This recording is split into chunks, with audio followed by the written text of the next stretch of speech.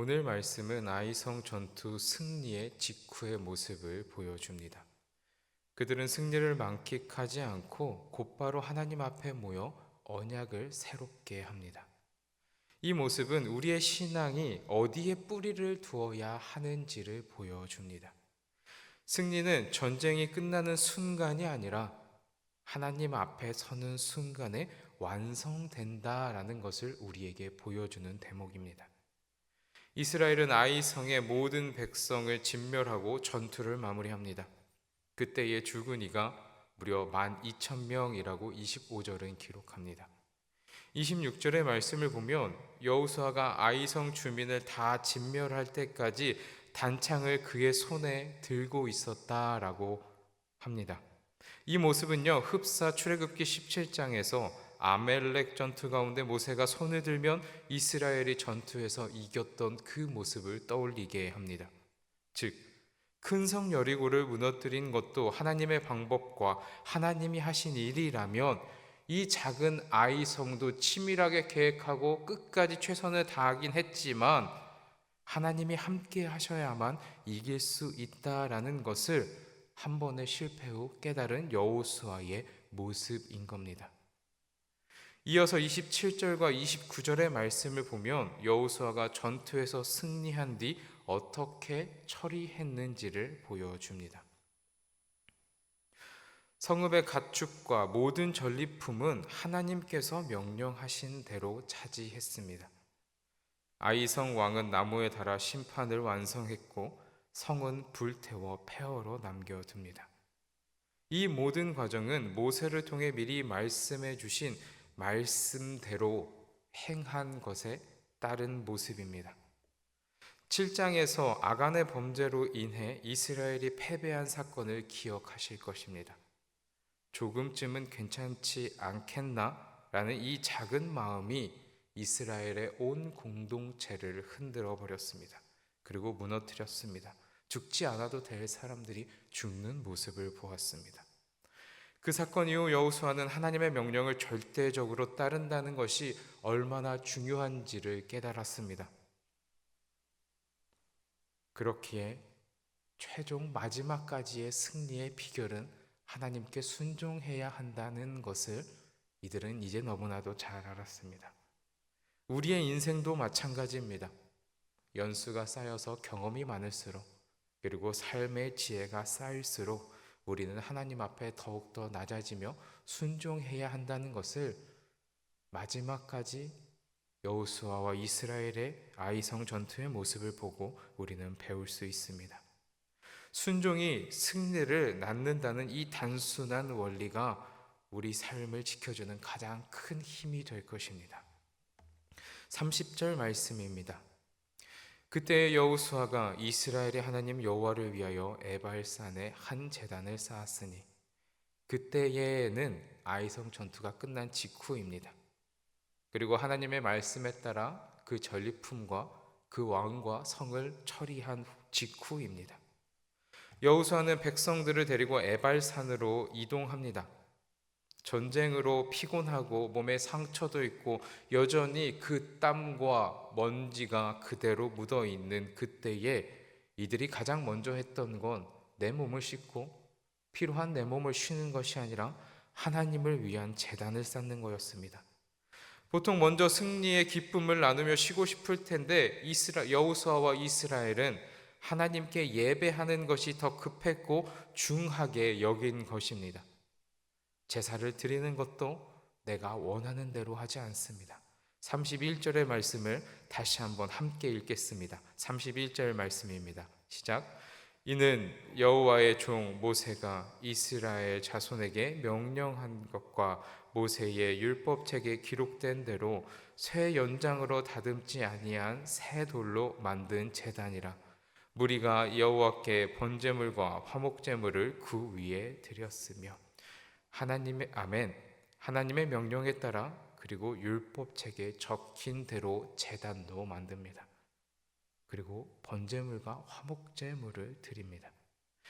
에발산 제단은 모세가 신명기에 미리 명령한 대로 다듬지 않는 돌로 쌓았습니다. 여기서 다듬지 않은 돌이 갖고 있는 의미는요, 인간의 기술, 사람의 힘을 의지하지 않겠다라는 신앙의 고백이 담겨 있습니다. 인간의 기술로서 다듬어서 모양을 만든 제단이 아니라요, 자연 하나님이 만들어 놓은 그대로의 모습, 다듬지 않은 돌을 쌓아 온전히 하나님의 솜씨와 하나님의 것 그대로를 드리겠다라는 거죠. 그 제단은 오직 하나님을 위한 제단이며 승리를 이루신 분이 하나님임을 선포하는 상징의 제단이었습니다. 우리도 삶 속에서 작은 승리를 경험할 때가 있습니다. 병이 회복될 때나 자녀의 문제가 해결될 때, 가정의 평안이 찾아올 때, 경제적인 이윤을 볼 때, 그때 우리의 첫 반응은 어떻습니까? 지금 다듬지 않은 돌로, 그리고 아직 전쟁의 피로를 씻지 않은 그 직후에 이스라엘처럼 먼저 하나님께 감사하고 하나님께 고백하며 하나님께 순종하는 모습이었습니까? 아니면 그저 그 승리의 기쁨에 취해 내 마음대로 행하고 그것을 취하고 누리셨습니까? 승리의 기쁨의 첫걸음이 하나님께 향할 때 그 승리는 비로소 복이 된다라는 것을 깨닫는 여러분이 되길 소망합니다.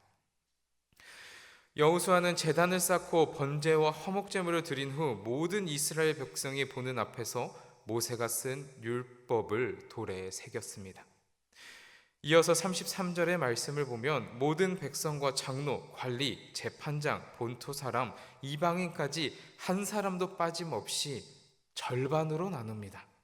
그래서 그 절반으로 나눈 후에 레위 사람이 메고 있는 언약궤를 중심으로 반은 그리심산을 등을 지게, 그리고 반은 에발산을 등을 지게 서게 하고 율법에 적혀있는 축복과 저주의 말을 일일이 있는 그대로 다 낭독하여 듣게 합니다. 율법이 울려 퍼지는 소리는 이스라엘 공동체 전체가 하나님 말씀 앞에 다시 새롭게 서게 되는 자리가 되었습니다. 여기서 우리는 매우 중요한 신앙의 원리를 배웁니다.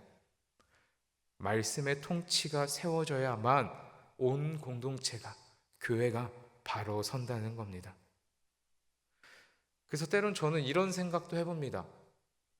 특별히 이 새벽 기도회라면 죄송합니다, 꼭 목회자가 앞에서 설교를 해야지만 기도를 하실 수 있나? 그냥 오셔서 기도하고 가시면 안 되나? 라는 생각을 하는데요, 이 말씀을 바라보며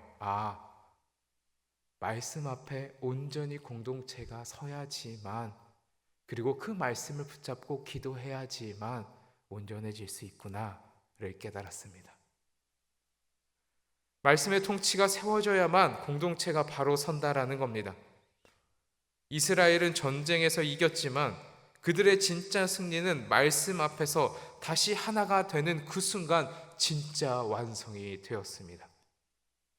우리가 이 새벽에 나와 기도하는 가장 큰 이유도 바로 그겁니다. 그저 내가 하고 싶은 기도가 아닌 이 강단에서 선포되어지는 그 말씀을 붙잡고 하는 그 기도 말입니다. 내 소원과 내가 잘되고 내가 원하는 것을 들어달라고 하는 기도가 아닌 목사님의 말씀을 통해 나오는 그 말씀을 붙잡고 이 교회가 살아가겠습니다라고 하는 그 기도 말입니다. 하루를 시작하는 이때에 하나님의 말씀을 듣고 말씀으로 기도하며 말씀이 나의 삶을 이끌어가고 통치하도록 하기 위한 기도 말입니다. 하나님의 말씀이 우리 삶의 모든 영역을 통치하도록 내어드리는 여러분이 되길 소망합니다. 우리는 매우 크고 작은 전투를 삶 가운데 치르며 살아갑니다. 때로는 패배를 맛보기도 하고 때로는 승리를 맛보기도 하며 하나님의 은혜로 그럼에도 최종 승리를 얻으며 살아갑니다. 그때마다 떠올리시길 바랍니다. 승리 후 나는 어디에 서 있는가? 하나님의 말씀 앞에 서 있는가? 순종의 자리에 서 있는가? 아니, 세상 사람들과 똑같이 그 승리에 취해 내가 원하는 자리에 서 있는가? 많은 사람은 성취 뒤에 안락함을 찾고 자신의 힘을 돌아보며 자만에 빠지기 쉽습니다. 그러나 언약 백성은 승리 후 가장 먼저 말씀 앞으로 나아가야 할 것입니다. 성취를 하나님께, 승리를 하나님께 돌리는 고백, 말씀이 우리 삶의 중심이 되어 우리를 다스리도록 하는 다시 한 번의 결단의 일이 있는 승리의 절정을 맛보는 여러분이 되길 소망합니다. 사랑하는 성도 여러분, 여호수아 8장은 전투보다 더 중요한 장면으로 끝납니다. 바로 백성들이 언약을 듣기 위해 모여선 그 순간입니다. 하나님은 이 장면을 통해 우리에게 말씀하십니다. 승리의 자리에 머물지 말고 나의 말씀 앞에 서라. 그때 너의 삶이 온전히 세워질 것이다. 오늘 이 새벽 우리가 말씀 앞에 선 이 시간이 바로 하나님이 우리에게 주시는 참된 승리의 자리임을 깨닫길 소망합니다. 말씀으로 마음을 바로 세울 때, 그렇게 우리가 대림절을 기다릴 때 하나님께서 우리의 걸음을 지켜주시고 동행하여 주실 것입니다. 같이 기도하겠습니다. 하나님 아버지, 감사합니다. 이 말씀 주심에 우리가 어떻게 살아가야 할지, 그리고 무엇이 진정 그리스도인의 승리의 원리인지를 깨닫게 하심에 감사합니다. 우리가 좋은 결과를 얻고 승리 후에도 하나님께 먼저 나아가는 신앙을 갖고 있는 주의 자녀들, 우리 강남제일교회가 되게 하여 주시옵소서. 말씀의 통치 아래 바로 서는 공동체가 되게 하시고, 순종이 하나님의 말씀 앞에 설 때 그것이 진정한 승리와 승리의 절정임을 깨닫는, 그리고 비로소 복이 된다라는 것을 깨닫는 우리가 되게 하여 주시옵소서. 이 모든 말씀 예수 그리스도의 이름으로 기도드리며 주님께서 가르쳐 주신 기도로 함께 기도합니다. 하늘에 계신 우리 아버지, 아버지의 이름을 거룩하게 하시며 아버지의 나라가 오게 하시며 아버지의 뜻이 하늘에서와 같이 땅에서도 이루어지게 하소서.